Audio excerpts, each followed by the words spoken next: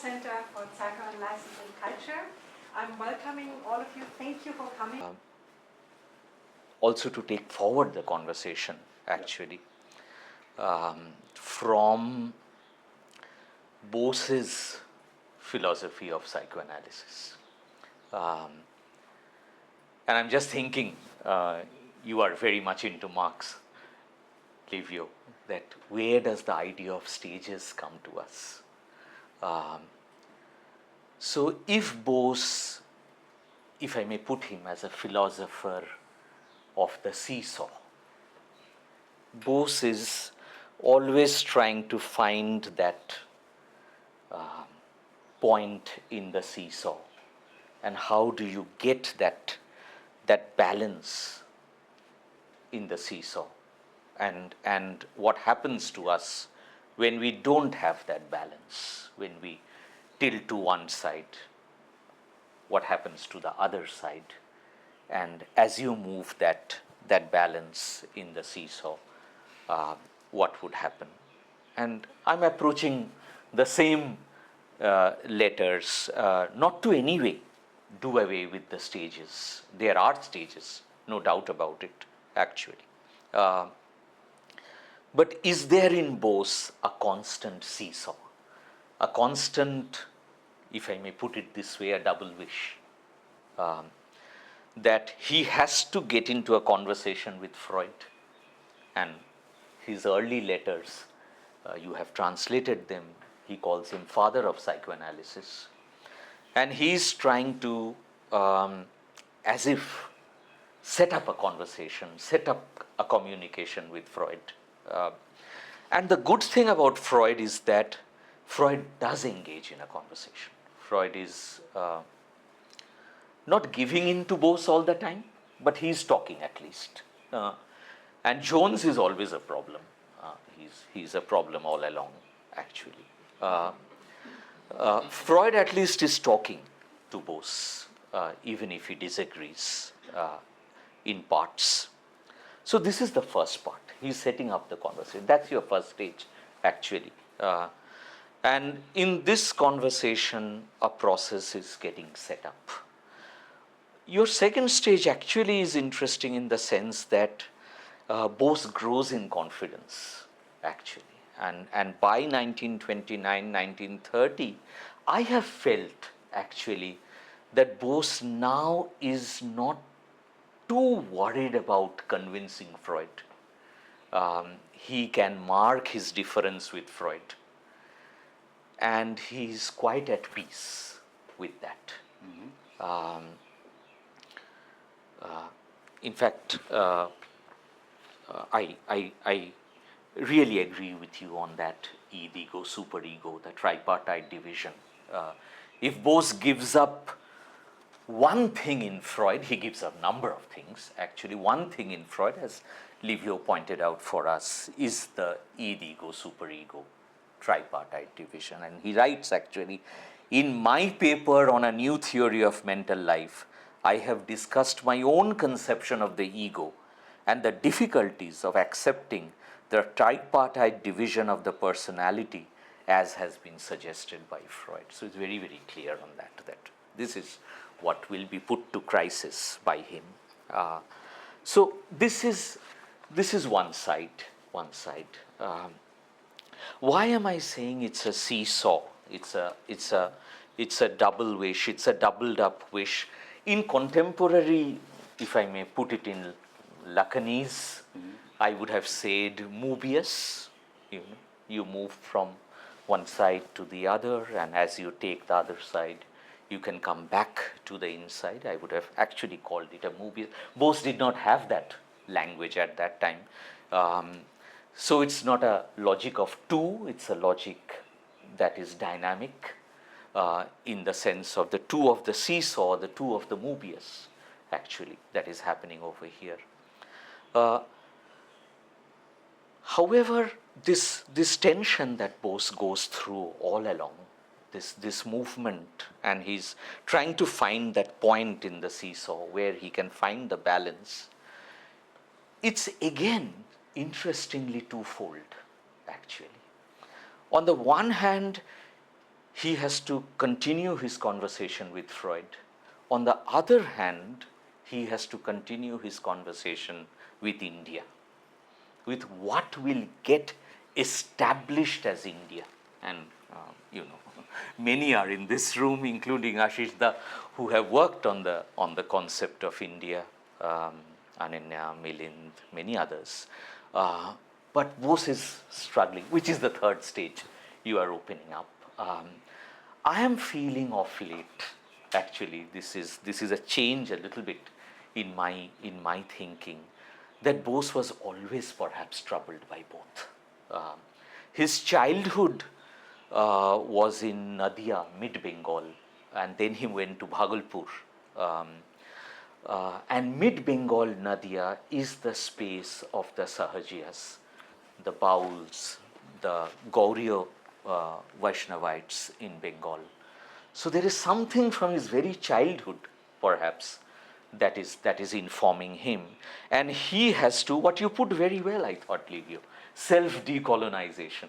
In the first phase, as if he is speaking to the West, to Freud, quote unquote, to the colonizer.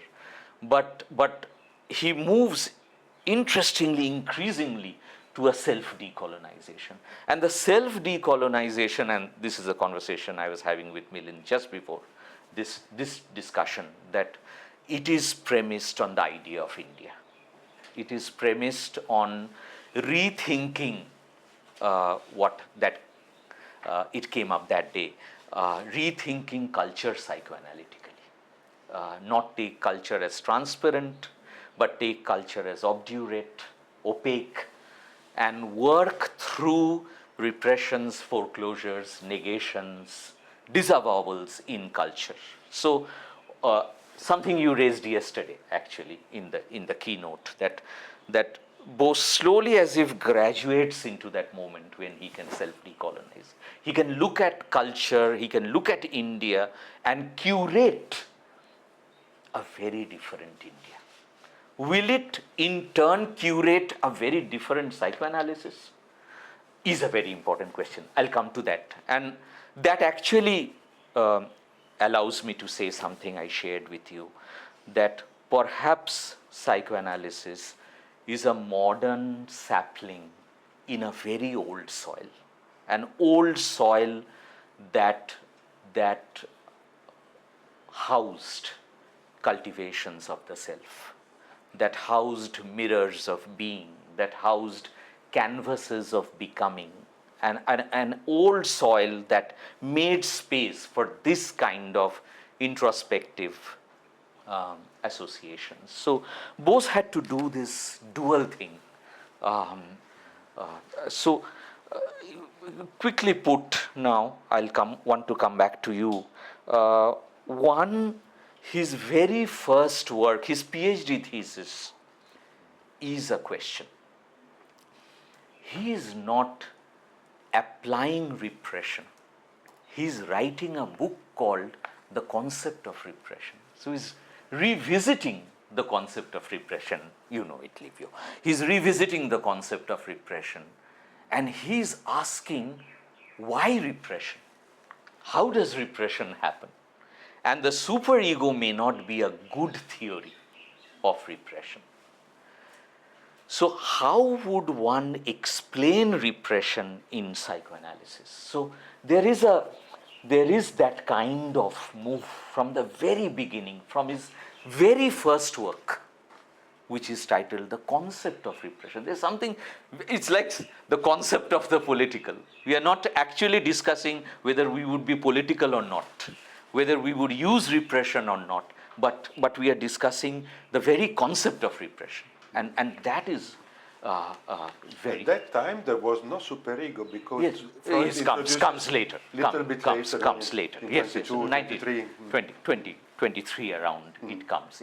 But he has already sent the book in 21. The ego superego line comes from New Theory of Mental Life, which is later. But already he's beginning to think as a young student, literally, that what do we mean by repression? Why do we have repression in our society? So this is one, I think, angle that he manages to open up with Freud, and in that sense, while I get interested in the stages, and they are right actually, they are not wrong. Uh, is there in Bose, and I put this in the form of a self-doubt actually, is there in Bose a constant seesaw, a double wish, a Mobius between talking to Freud and talking to India, talking to culture? Are these two happening side by side in him together? And the third stage is perhaps when he's beginning to, if I may put it in this language, he's beginning to find the balance of the seesaw, actually. And the concept of balance is very important for Bose, actually, because if one explores Bose's psychoanalytic methodology, or one may call it the clinical method, okay, what are the few departures he is positing? I feel departure one is we don't have a boy child and a girl child. We have a boy child and a girl child in medicine. Freud left medicine, Bose left medicine, Lacan left medicine. In psychoanalysis, psychoanalytically, you invoked that point, identification. The child is by default a girl child, because the child is mother identified, and the only gender the child knows is the mother's gender. And the child, and Bose uses a term actually, irradiation, IRRADIATION, radiation, irradiation, that there is as if a radiation of the mother's gender into the child. And this is one fundamental difference he has with Freud, actually. Freud starts with the boy child and the girl child, though he problematizes it in the female sexuality piece, but somewhere that keeps coming back in Freud. But Bose starts with the feminine form. And this allows Bose a way to rethink both. This is the angle I am trying to open up. It allows Bose a way to rethink the idea of India or culture and the idea of psychoanalysis. He manages to do both at the same time, because if he starts with the feminine form, something you raised as not all yesterday in Lacan, that if he can start with that, he's going to start not with the boy child, the girl child, the masculine, the feminine, the man, the woman. He's going to start with what was developed later by both Professor Kakar and Professor Nandi, the concept of the Ardhanarishwar, the concept of the seesaw of man, woman, woman, divine. So he can start from that and then work towards an understanding of the infant or the child in the seesaw of the paternal and the maternal, the masculine and the feminine. I sometimes humorously put this: human infants require psychoanalysis because they have two parents, and the two parents are of two sexes, and the infant sleeping on the double bed between father and mother is always in a seesaw, which side to turn to. And in that sense, this opens up for him the concept of the Oedipus point as against Oedipus complex, the combined parental image, and then seeing repression as the play of the seesaw. So as one side gets repressed, the other side is as if expressed, and the clinical method is then for the analyst to occupy the position of the repressed register. I'm not calling it wish, the repressed register. That the analyst occupies the position of the repressed wish or the repressed register. And this is at work in Bose continuously. So he is in the same situation with Freud. He is in the same situation with what could be called India or Indian culture. And there he has to work his way through the Trinity, the paternal Trinity that is haunting the system. Brahma, Vishnu, Maheshwar. The Trinity of the three men. He works his way through that to, one could call it Ardhanarishwar, one could call it the seesaw of the masculine and the feminine. And this gives him that method. And perhaps the decolonization in the third phase is there. Go. Go ahead. Go ahead. You went deep inside the conceptual framework of Bose, but I prefer to stay a little bit outside and giving almost a formal lecture. And why I was starting with this idea of stages, because I have the feeling that most of time scholars they are fascinated by the relationship between Bose and Freud. They speculate about this, no? But there is no relationship somehow. There is no such thing. Somehow there is. How can we also? There is no relationship. There is just a kind of transference economy. Yeah. And the letters are the traces of this economy somehow. There is no relation. Never Bose imagined to visit Freud. No allusion to private life. You can find anything, any intimate element in this correspondence. Usually, correspondence are also a place in which you give something of your intimate world or your private world, at least.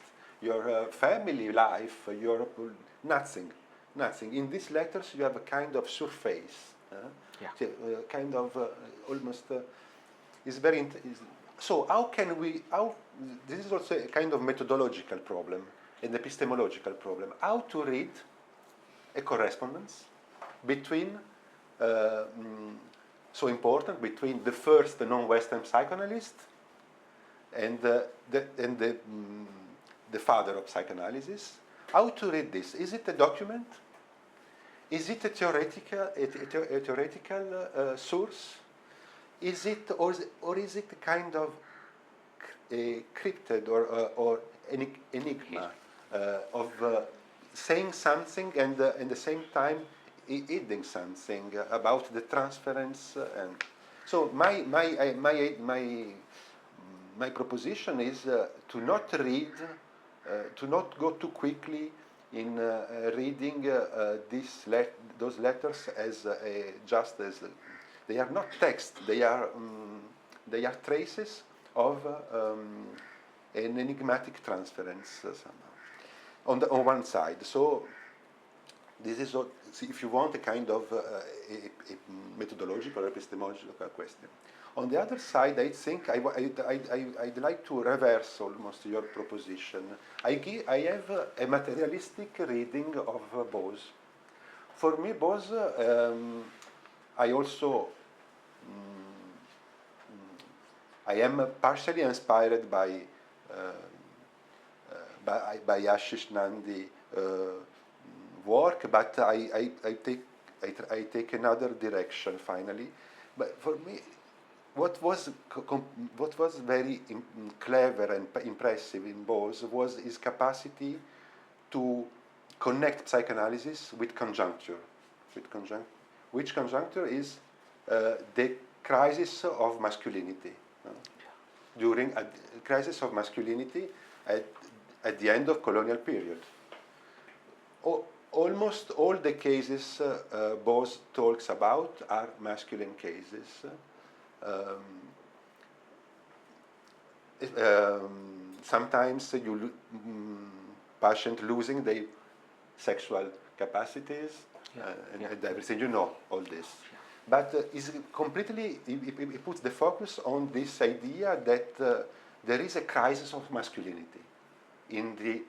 This crisis is connected with the colonial situation. And he gives to psychoanalysis, to Indian psychoanalysis, a kind of shape,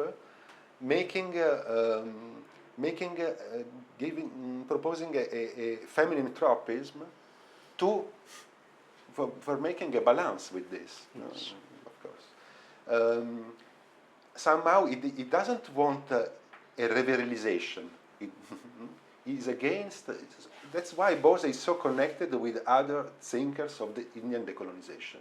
That's why I was very sensible to the Nandi's proposition of linking Bose with Gandhi, with Tagore, about the question of how to decolonize the masculinity, the Indian masculinity.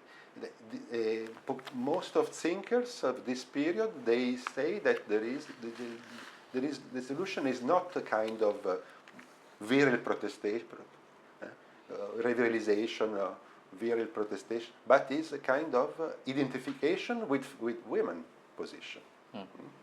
This is a way of going out, of escaping between of the relation between master and slave. We could translate this in kind of Hegelian. How to go out, how to escape to the situation to the dialectics of master and the slave. But this is the identification with the woman position. This is a kind of philosophical skill completely shared by so many thinkers of Indian decolonization. No? What Chatterjee calls the inner world, the woman. What Bose for me is so important in the history of psychoanalysis, not just because he arrived to connect Indian culture with psychoanalysis, but because it shows that if you want that psychoanalysis become pertinent far away, you have to connect it with the very conjuncture, with the problem that is with the crisis that is immanent to the situation. You don't have to. If psychoanalysis is just a kind of conceptual landscape that you apply on a situation, it doesn't work. But if you find a point, a critical point for grafting psychoanalysis, so for me, Bose was very, very clever in making a graft. Yes.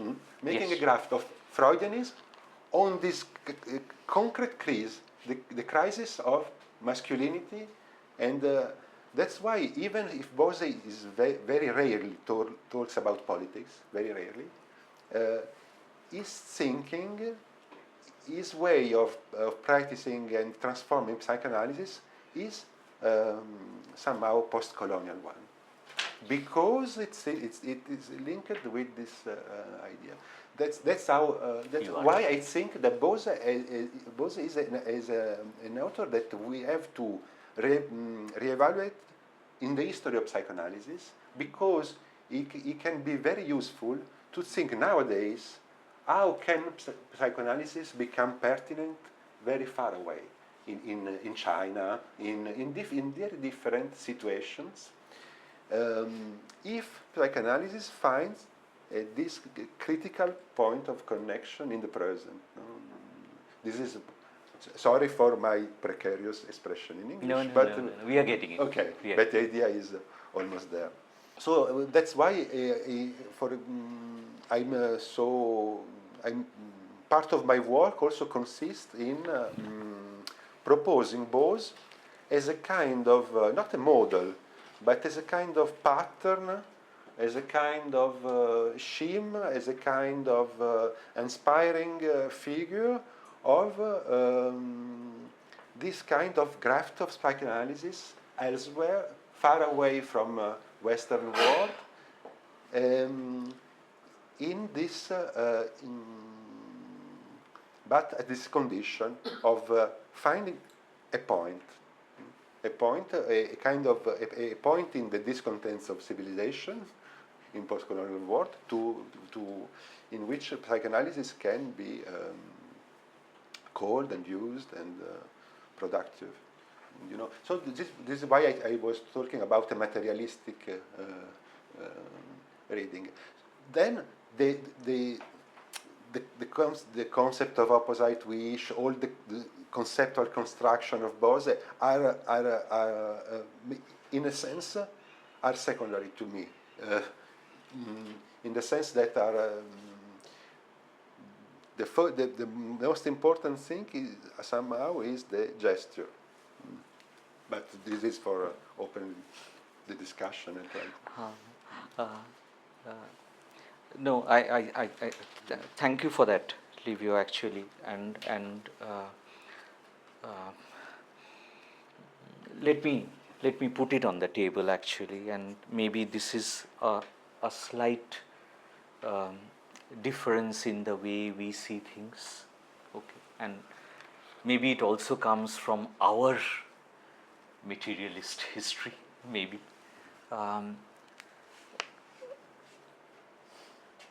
See, for me, that is an important project, that we have psychoanalysis and how psychoanalysis reforms itself, readjusts itself, rethinks itself as it travels, as it moves. However, and I don't say this however with any, strong impulse. However, what remains important to maybe some of us, and I'm not alone in this perhaps, is that, and I'm remembering one moment in the exchange of letters when, if I can find it, I'll just read out. It's just 2 lines. It may help locate the problem, actually, where the problem is located. Bose had shared with Freud, you will remember this very well, it's a 1929 letter, actually, 11th of April. Bose writes to him, the real struggle lies between the desire to be a male and its opposite, the desire to be a female, and elaborates on that. We have already discussed it. You have already put it on the table. Freud responds on the 12th of May, 1929. I am fully impressed by the difference in castration reaction between Indian and European patients. Bose had offered to Freud a way to think psychoanalysis. Freud had rendered the problem empirical, that Indian and European patients are different, their castration reactions are different. Bose writes back and continues this conversation. You know it very well. But what I'm trying to place over here, Livio, and this is all placed on the table with friendship, not antagonism with the West, not at all. Okay, is that the difference is not in the Indian logic of the psyche and the German logic of the psyche only. There is a difference there. But the difference is also in the way one thinks the logic of the psyche. one thinks what is psyche, what is repression. The difference is also in the way I'm having to use that word, one models psychoanalysis. So in that sense, Bose was not simply offering to Freud a case history of Indian patients or a particular logic in which Indian analyzans function or move, but also, if I may invoke this phrase, like we say, French sociology or German mathematics, okay, a kind of an Indian understanding or an Indian logic of the psyche. Indian is, of course, in quotes, under erasure, do whatever to India we can, but let us, that's the only point I'm making, that one is to actually look from that side and see psychoanalysis travel and the universal get particularized as it moves on. So you have different versions of the universal. Okay, I actually have of late tried to suggest, albeit with trepidation, that precisely is the power of the universal. The power of the universal is in transformation, is in little cultural adjustments as it moves on. And I owe a lot to Professor Kakar, actually, on this point, that the other possibility could be that Freud is a particular, he is not an universal. Particular, he's just not an universal, he's a particular theory, a particular heuristic, a particular GPS of the psyche. And Bose is offering another heuristic, another GPS, another logic of the psyche. And these are two particulars in conversation. And the way we tend to look at, say, Ferenczi, say, Adler, Karen Horney, or Melanie Klein, or Lacan as well, okay, that who offer a particular way of understanding the psyche. Is Bose also offering a particular way of understanding the psyche, albeit emanating, and this is an interesting line by Andre Green, actually, where he says Winnicott's psychoanalysis can be connected to British questions, Lacan's psychoanalysis can be connected to French questions. So that's why, Livio, I wanted to keep that seesaw, that double wish alive, actually, even in the stages perhaps as Bose moves. He's trying to actually do both, perhaps, that on the one hand reinvent India and find an India, and on the other hand reinvent psychoanalysis as a particular, not as an universal, which transforms, mutates. I think mutates is a better word, that the universal mutates as it travels. And in that sense, does Iran, does India, does Japan, does Algeria offer particulars? And the contemporary, is it, and I like your idea of friction or the moment where the two come to, come to a kind of productive or creative friction, okay, productive of creative fiction as well, perhaps. That moment is interesting because it is perhaps now offering us one possibility, is how the universal will travel and mutate. The other possibility is that the birth of an originary multiplicity of particulars. I recently read Yusuf Murad, the first Egyptian psychoanalyst.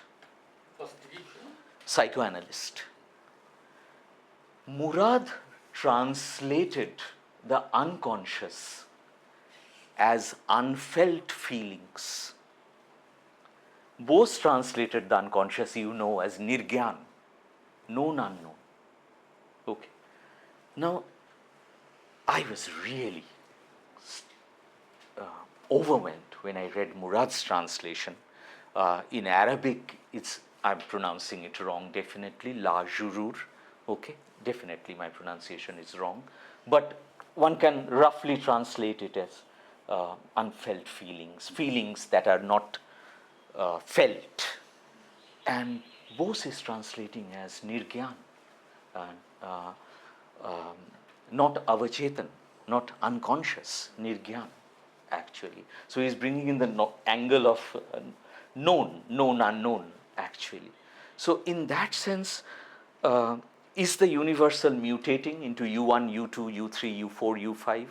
Or is Iran, Japan, India, Algeria, Argentina offering an originary multiplicity of particulars P1, P2, P3, P4, P5, which then could create the new cosmopolitanism of psychoanalysis, that we have birthed forms and ways of looking like Oedipal, pre-Oedipal, say for example, as we move to Melanie Klein, actually. So similarly, are there such moments and moves? Yes. It's one way of looking at it, actually. I really want to hear you on this. Just thank you for those remarks and reflections. I think that we have to, of course, not forget that psychoanalysis began as transnational.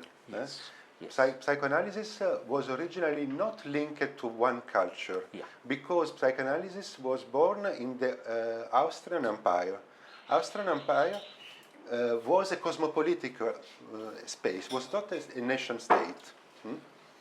So in this world, in this cosmopolitic world, like Austrian, Hungarian Empire, you have different languages. German, Slavic languages, Italian, Yiddish. You have many different languages. The first generation of psychoanalysts speak many different languages. Of course, there is a German tropism, of course, in Freud, but this is a very a point of strongness of psychoanalysis to be born transnational. That's why also psychoanalysis was able to change her skin. Psychoanalysis became English speaking in the much later. Second half of the century. Now psychoanalysis becomes very Spanish speaking, for example. Spanish becomes a language very important in the psychoanalytical movement. So there is this capacity of psychoanalysis to not be linked with a national culture even in the Western space is very important, and we can maybe we can also use this kind of origins for making circulate nowadays psychoanalysis.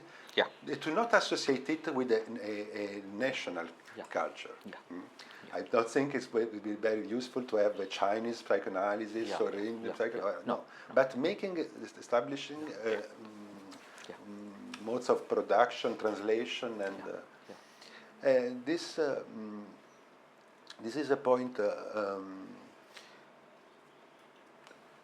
Bose on this. So as you understand, I give a kind of metapolitical reading of Bose. Of course. Of this is not political, not directly political. Metapolitical. It's not cultural. Is metapolitical, and this is why. But is I don't know what you think about, but for me it's completely surprising that we till nowadays we don't have a monographic book tracing the general landscape and movement of Bose. we miss a kind of it will be so important, I think, to have for example, I spent a lot of time in Kolkata looking for archives. It's very difficult to find letters and correspondence documents concerning Bose. Bose was extremely active from an institutional point of view. He was collaborating with so many journals, the Modern Review, Prabhasi. Very. How can we? How is it possible that the Bose archive almost disappeared, and we are not able today to make also an historical, critical work on the first non-Western psychoanalyst.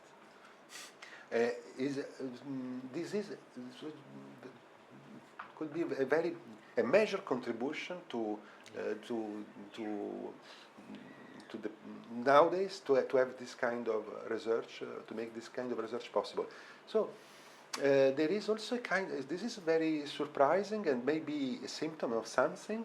There is a kind of fetishization of Bose somehow, but no. Very few works about made by philological works, historical works about a man who played a very big role. So how is it? I don't know if you have some. Would you say that what you were suggesting was something like provincializing psychoanalysis? And thought comes from that. yes, and you're resisting that by saying that it is already always transnational and cosmopolitan, if not universal and empirical. Yes. No, you go. Okay. You go first. Provincializing psychoanalysis, why not? Is a good formula. It works. But I think we have to be careful about identity imaginary. We have to be careful about. It's not to think about just kind of national translations of psychoanalysis and with the kind of it could be much more interesting to gambling on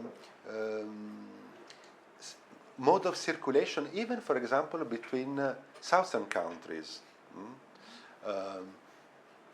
You have it's not just a problem of north and south. You can also be, for example, it could be also interesting to work about how you can have creative circulation of psychoanalysis between different southern cultures. Through a common project of decolonization, perhaps. Yes. Octave Manoni wrote at the end of his last paper on this question is published in '75. He wrote a paper named "The Decolonization of the Humankind." Who is this? Manon. So he started with the colonization. It's very interesting because in Manoni he started with the problem of decolonization of the colonized. Then he moved in '66 and on the problem of the decolonization of the colonizer. And then at the end of his life, he said the decolonization of the humankind, of everybody. This is quite astonishing, very, very, this kind of, in the post-colonial world, somehow, the problem of the decolonization concerns everybody, every in different positions, in different ways, but somehow the post-colonial is universal, somehow. But my answer would we have to be. it could be a pity to nationalize psychoanalysis Yeah. because she born transnational, and she is transnational till now. Yeah. So how to invest this tradition, this on a large scale and outside the borders of where psychoanalysis is well present in the South. This is maybe. Can I respond? Huh? I actually agree with Livio on that transnational angle he brought. I think you brought balance again. Otherwise, we get tilted to one side too much, actually, trying to, make the particulars surface. So that's why I wanted you to speak first, because I really agree with you on that it is not that there is a West and an East, or we have to think ourselves in terms of nation states. Nation states are only recent ways of conceptualizing ourselves. Hence, civilizational angles have been also invoked from time to time. But civilizations are also crossroads. So there are crossroads and crossroads within psychoanalysis. So even when Freudian psychoanalysis, if it can be called Freudian, is being born, we have Jung, we have Adler, we have Ferenczi, we have Karen Horney, we have Otto Rank. Okay, we have so many actually positing particulars within that. So we cannot give up the West. We have to have a creative, cosmopolitan multiplicity in our relationship with the West. But what I wanted to also put on the table over here is that we cannot also accept or reject, as Krishna Chandra Bhattacharya says, that we cannot lapse into reactive particularisms. So we cannot accept or reject unthinkingly India, Iran, Japan, or Algeria, or Argentina. There also we need a critical relationship with that particular that is being born. Now, Livio, we don't have the time to get into it. We can think a very Vedantic psychoanalysis from India. We can think a psychoanalysis that is not Vedantic, actually, and which one was Bose is to be discussed some other day. But there is a possibility of a very different psychoanalysis curated from, say, the spiritual tradition. The spiritual kept a little separated from quote-unquote religion. So in different ways one can curate a kind of particular from here. And in that sense, I don't want to make it a West-East national or merely a civilizational problem also. That there are multiple particulars and there is an originary multiplicity over here. And how do we continue to talk or engage? And there I thought Livio's phrase, creative friction, which also creates creative fictions actually, has this, so that is very, very important, that conversation opens up. Now, why do we have to talk of Bose? I'm just remembering one line. It would be nice to read it actually, if I can find it. It's by Derrida actually, a short few lines from him. And now I won't find it surely.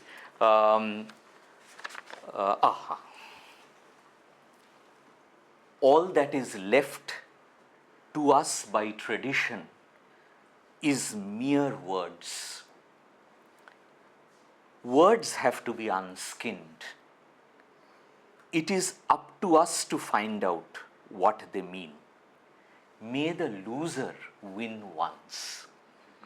So in that sense, one can read Bose, write Bose. And I agree with you, Livio, that those works need to be brought together and kept in the archive of psychoanalysis. Right. So listening to the two of you, I had the idea, and I just want to put it out. I'm not convinced of it, but I began to wonder about whether or not we have a parallel process going here. I mean, you're all familiar with the idea of a parallel process. There's a process between Bose and Freud, and then there's a process between the two of you. And in certain ways, it seems parallel to me. That Bose would take much more your position, Anup, in the way that you're thinking about it. And Freud would have, this is where it's not so flattering, but I mean, it would become maybe much farther reaching and all-inclusive take on exactly what's happening.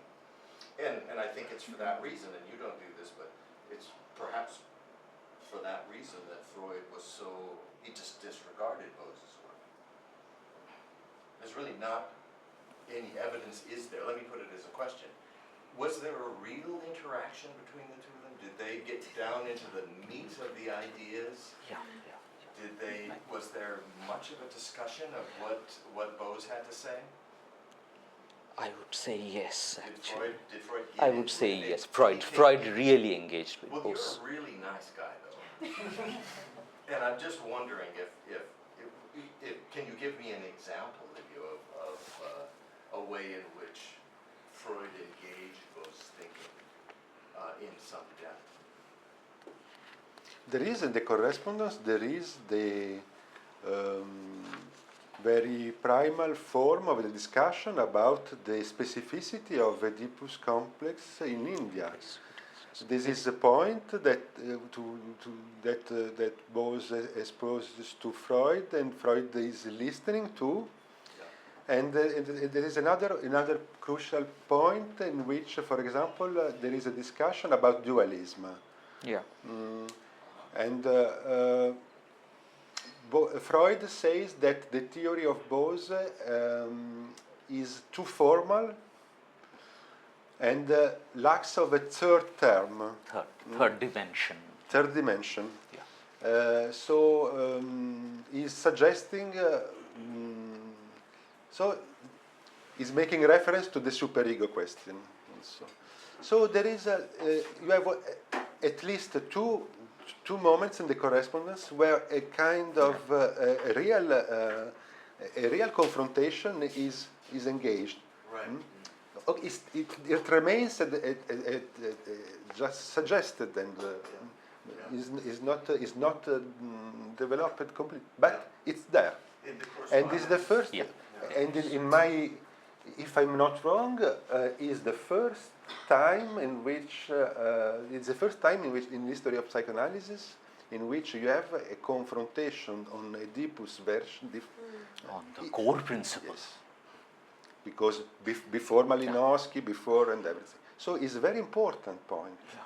That is a very important trace from in this from a very important document. So it's not.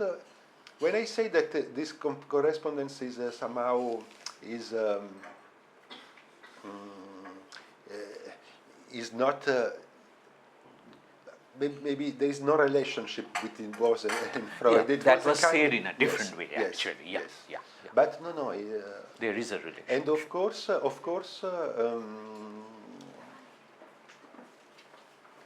yes, we have not to forget that at that time, Freud was considering India as India, but at the same time as a part of British Empire. And so, in the fact, there was a strong mediation of the British society. So, in a way, but so, and Bose, in a way, there was a kind of triangulation, and between Jones, Freud, and Bose.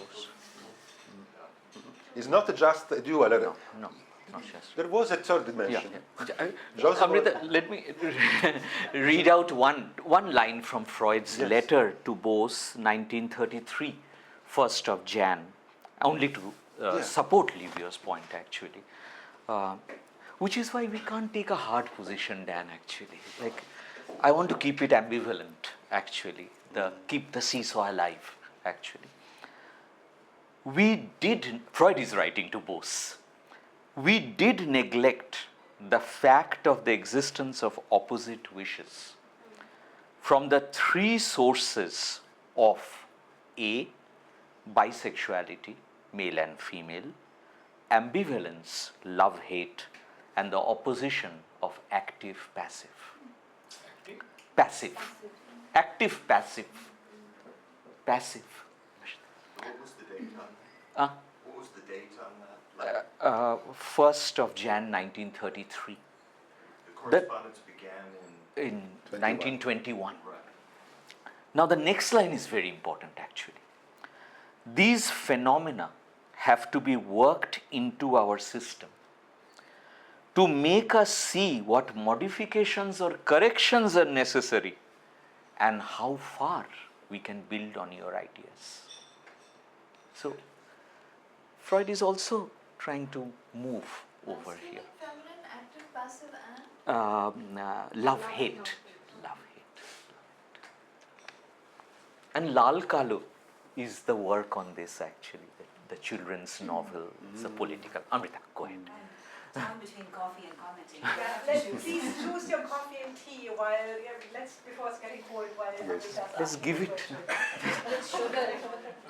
There are 2 cups of coffee. There's more that come, but there's tea here and sugar. So please help. Just pass it. I couldn't help recalling it when we were talking about the transnational, but also remembering Livio yesterday saying transcultural.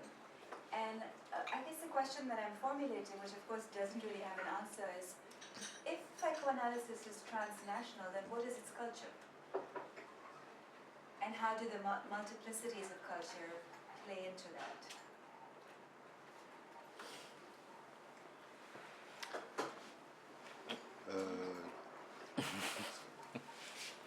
Yes, you are right. I try to give a. Tough question. You are. I'm not sure it has an answer, but Yeah, I thought yeah. No, just We can some, think some about it. association. Yeah. Yes, Yeah, on your. yeah. You are right to. International and transnational is not exactly the same, isn't it?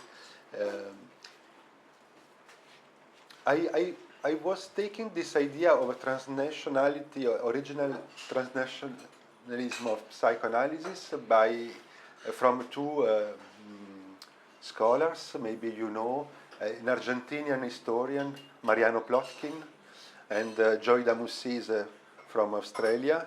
They wrote a very important book, they edited a very important book named Transnational Unconsciousness. I didn't know of it. I haven't read it. Is in the introductory text of this collective book, they engage with this idea of there is something in the history of psychoanalysis making the cultural reference of psychoanalysis quite floating, because the first generations of psychoanalysts belonging to the Jewish Eastern world. Most of them, they came from the eastern part of Austrian Empire. Most of them, they came from what is actually Ukraine. Bukovina, Moravia, Galicia, smaller. They came from the margins of this world, and they were assimilated to the German culture, but they were Osternjuden, what means Jewish coming from the Freud's father. yes, like family Marginalized. Freud's family. Yeah. So even their relation with the German culture was somehow a new one, a new relation, was not completely rooted. Was, this idea that psychoanalysis somehow adopts a culture, a language, but doesn't feeling at home, never. This is That's why someone like Georges Devereux used to say that to be a psychoanalyst you have to be in exile. Nomadic. No, In exile. In exile. In exile. The best situation for psychoanalysis is exile.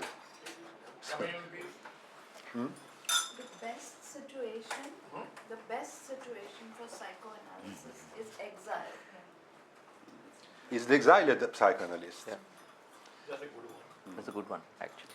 like Devereux, somehow. But so many. There is a strong relationship between exile and psychoanalysis in the history of psychoanalytical movement. Yeah.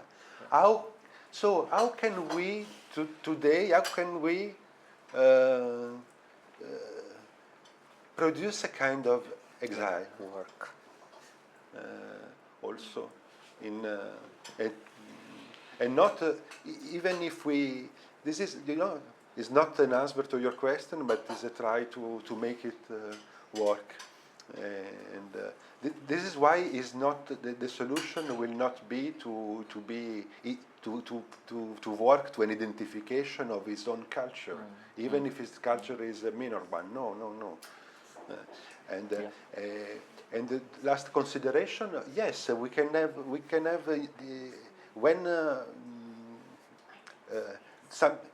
For example, I think we can imagine, like in South America, some connection between, I don't know, for example, what happens if an Indian psychoanalyst or scholar gets interested in Chinese psychoanalysis, and what happens there also, how they make, for me, this kind of also, do not be just in captured in confrontation between South and North, but also making some looking different references and gaps inside the Asiatic world, for example, inside the South, to make a kind of this kind of yes, to move the landscape, but not just in a perpetual confrontation between North and South.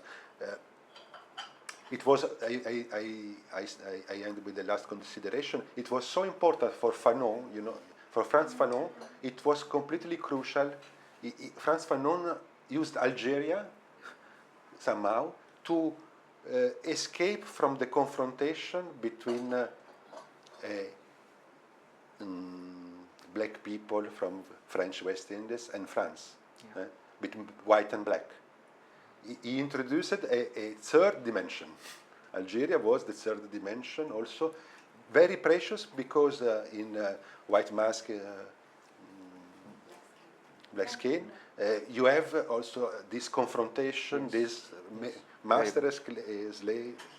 But then, after with the second book of Fanon and the second part of his work and life, he somehow, as Albert Memmi says, Algeria was so important to deconstruct this binarism and this confrontation. So we have to, we have to also to bet on this possibility of looking for a third place. Amrita, just building on this, actually, I'll build on the exile, actually. An analyst, and I'm invoking the title of Ashish Dhar's book, Exiled at Home. Yes. And how to remain exiled at home, and home could be civilization, home could be nation, home could be culture, home could be identity. And in that sense, how to remain. Home could also be, if I may interject, Yes. the place where the mother is there. Yeah, also. Primal mother. The primal mother, the place where the mother is there. Yes. So,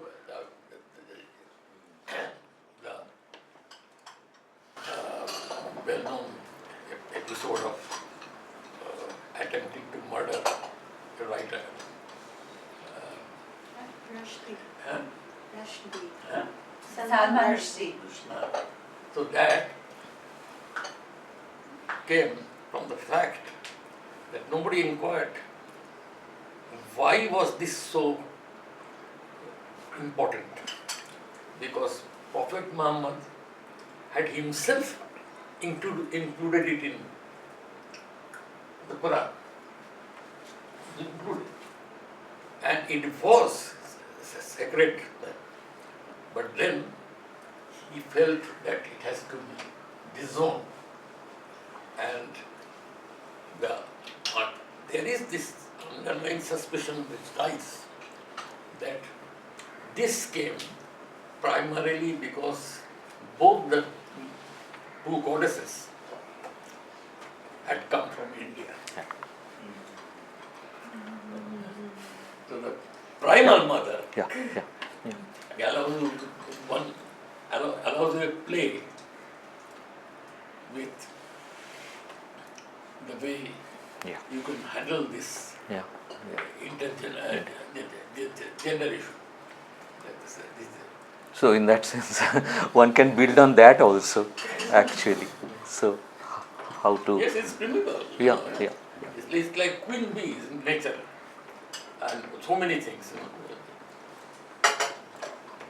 The elephants, which are elephants led by women. So, Amrita, just to end it. This is primitive. So is Judaism. Primal. Yeah. This primal structure of getting broken with more habitation and so on and so forth in the first few centuries of the first century and the first millennium. One can put it this way. That's the time when the Puranic novels, Goddesses, I think. Puranic texts began to be first comes to existence. On that note, I'm afraid we will have to wind up because we are already way over time. It was so engaging, inspiring. Thank you very much. And I think this discussion and debate has to continue outside the seminar room. So let us shift to our next round.